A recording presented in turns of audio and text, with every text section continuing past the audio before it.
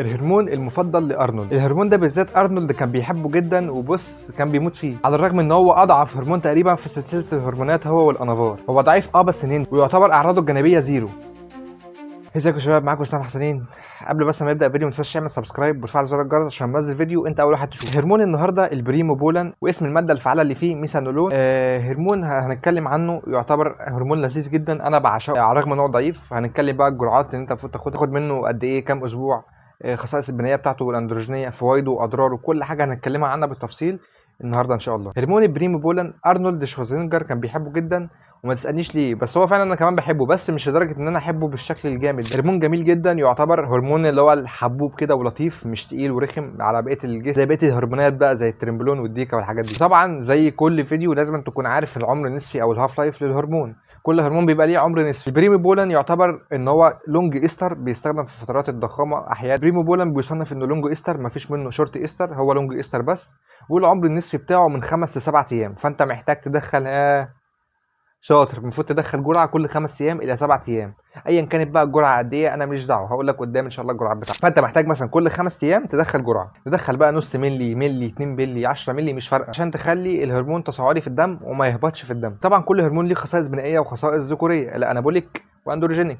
الانابوليك في البريمو بولان 88 والاندروجينيك 55، فطبعا هرمون ضعيف جدا، هرمون ضعيف فعلا، يعتبر من اضعف الهرمونات، هو اضعف هرمون في سلسله الهرمونات دي كلها. على الرغم من ذلك ان ليه فوائد كتيره جدا، وانا بفضله جدا على مستوى الشخص. اول حاجه ان البريمو بولان يعتبر هرمون دي اتش دي اللي هو دهيدروتستيرون، ولكن هو مش بيتحول لدهيدروتستيرون زي بقيه الهرمونات الدي اتش دي. تاني حاجه ان هو مش بيعمل تساقط للشعر، ومش تقيل على البروستاتا زي برضو اخواته او من سلسله الدي اتش دي، فهو مش بيعمل نفس المشاكل دي كلها. فهو على الرغم ان هو هرمون دي اتش دي، لكن مش بيعمل حب شباب، مش بيعمل تساقط شعر، مش تقيل على البروستاتا، الحمد لله. يعني هو هرمون كده متجنب خصائص الدي اتش دي كلها. وتاني او تالت حاجه وفايده ليه البريمو بولان، انه مش تقيل على الكلى ولا تقيل على الكبد، فبرضه لانه هو هرمون ضعيف وهرمون متواضع جدا، وملوش يعتبر اعراض جانبيه شديده قوي. واخر فايده للبريمو بولان ان انا بفضلها جدا، على الرغم ان هو هرمون ضعيف، ولكن بيعمل لك عضلات بكواليتي نظيفه، عضلات صلبه، عضلات فعلا صافيه، تحس ان العضله كده شقيانه ومتغذيه،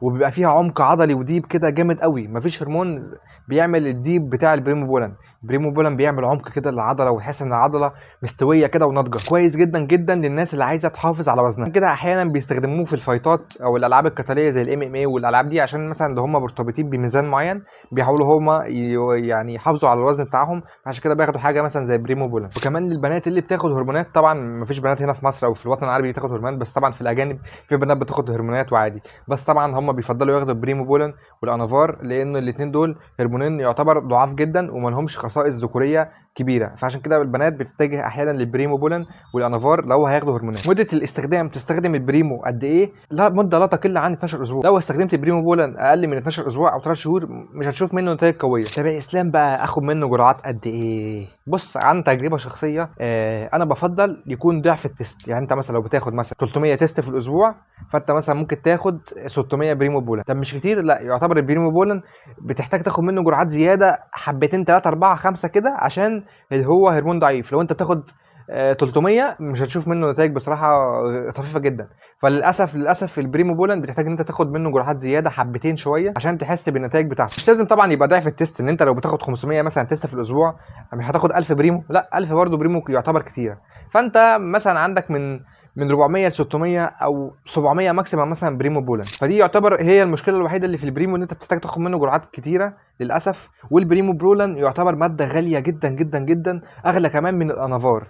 فلو احنا هنتكلم ايه اغلى هرمونين في مجال كمال الاجسام، هنقول الجي اتش والبريمو بولان. الاثنين دول غاليين جدا ماديا، هيبوظوا الميزانيه بتاعتك تماما، على الرغم ان هو هرمون ضعيف بس غالي، لانه هو ملوش اعراض جانبيه كتيره. هرمون كويس، بيعمل كواليتي للعضلات كويسه جدا وعمق عضلي كويس، فعشان كده ماده غاليه مش اي حد بيعرف يشتريها. فهي ماده غاليه، وانت كمان بتاخد جرعات زياده، فحرفيا الفايل هياخد منك مش اقل مثلا من اسبوعين ولا حاجه وهيخلص، فهتضطر ان انت تشتري تاني. فللاسف الدوامه لو انت مرتاح ماديا والماديات بتاعتك والميزانيه الفلوس مش هتاثر معاك، فالبريمو بولان بالنسبه لي هو الاختيار الامثل للهرمونات كلها. طب يا اسلام، البريمو ولا البولدينون انهي افضل؟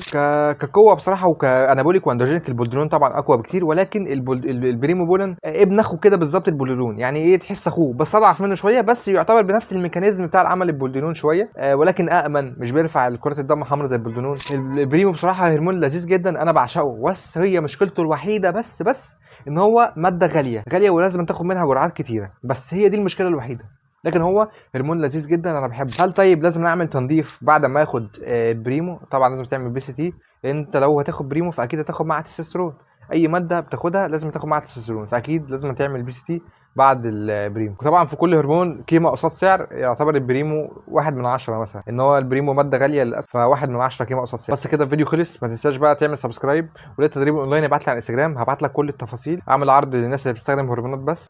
بس كده الفيديو خلص، اشوفكم في فيديو جاي.